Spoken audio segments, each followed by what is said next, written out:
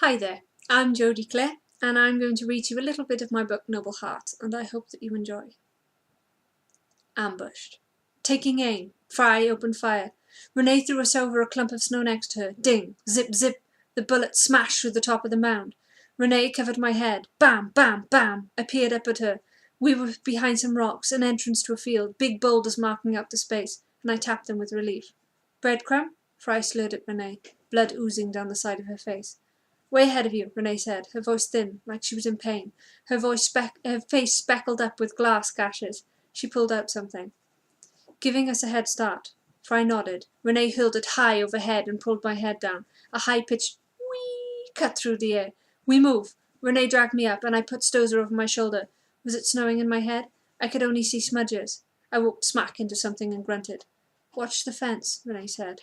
Pass Stozer to us. I did as told, feeling Stozer being taken off me more than seeing her. I can't see. Calm, Renee said, and I felt someone move my foot and place my hands. You're with me.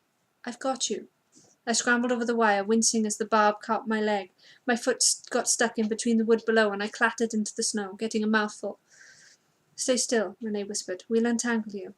I felt someone move my boot.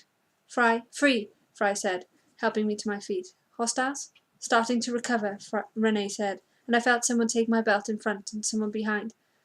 They aren't looking to share supplies, I mumbled. I could feel how mad they were. Neither am I, Fry said from in front of me.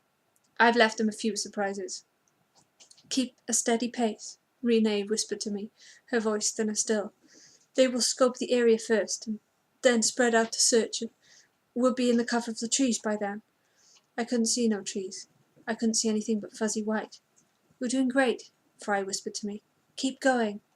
I was trembling from knee to nut. It felt so cold. The ground hardened beneath my feet, and I stumbled over something. Tree stump, Fry said. Good place to stop. Check injuries, Renee said and tapped my back. I lowered Stozer to the ground and slumped to my knees. Her mask acted as a barrier, Fry said to my right. Zippers and Velcro. Must be opening the pack. It looks like Stozer has some kind of heat-resistant quality. Your forehead doesn't, though, Renee muttered. Laura Lee stopped at meeting the windshield. I'm fine. Fry slowed back at her. Something beeped. BP low, but normal. Pulse 75. Steady.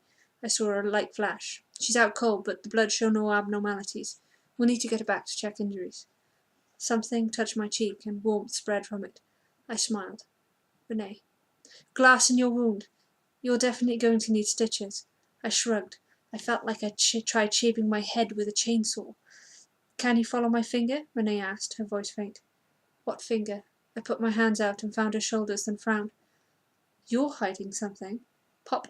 Hostiles have found the trap, Fry muttered. How did they find it so fast? I could feel her scrambling near me, pulling Renee from me. Oh, no wonder. I'm fine, Renee managed. It's just a flesh wound. A really, really big flesh wound with friends. You've lost too much blood, Renee. There are at least 3 bullets through your vest. Fry's voice filled with hoarseness. They're following the blood. Then I'll hide here. You move. Renee said it like she wasn't close to collapse. No chance. I held up my hands. Where? Renee, please, if she doesn't help, I can't fight them off alone. Fry's voice wobbled. Please. If you don't ask, I'll do it anyway, and you can explain to Nan. I felt too detached to feel anything, to cry or get mad. I just needed to get her fixed. Warm hands took mine. Fine. But only the bullet wounds, please. I placed my hands to the oozing blood seeping out from her back. How was she breathing at all? Flash. Got to get back to get them out. Stay there, she shot at Fry. Cover me. Fry nodded to her, slamming the clip into the rifle. Covering you, get them out. On it. Icy, watch the gouges in the road. Check hostiles. Reloading. Sprint. Faster. The SUV slid towards the ditch, screeching and groaning. Aaron yanked at something. Stows a seatbelt? Must be trying to free her. Renee! Fry yelled. She glanced over her shoulder. Glanced over at the hostiles. Guns raised. No. Not Aaron. She dived into the gap. Bam! Bam! Bam! 3 in the back. Didn't matter. Had to get her out. I slumped forward into the snow, and pain throbbed through my head. Better? It stopped the bleeding, Fry said with a sigh. Good work. Good. Now move. Renee's voice was strong, clear, controlled. I tried, but my body wouldn't, and I was lifted up by the belt. I can carry my mom, Fry said to my left. No, I can do that. I shook off the wooziness. It's better in case you have to fire. Agreed, Fry said, and I felt Stowe's limp weight on my shoulder. Take some of this. She placed something to my lips. It's an energy sachet. Thanks, I mumbled, wincing as the sugary stuff stung my gashed lips. You too, Renee, Fry said. Anywhere else you'll hit? Don't ask, and I won't have to lie. Renee shot back from my right. She'd been specific about only the bullet wounds, and she'd taken the full brunt of the crash and the attack. Your head wound a problem? Fry let out a sigh as I stumbled along with them, guiding me. Concussion, most probably, if the pounding is anything to go by. I stopped. I can. No, they both said in unison, and I was shoved into motion again. We need you awake, Renee whispered. We need you moving. They didn't have the energy to carry me. I could understand that. So, how do we lose our tail?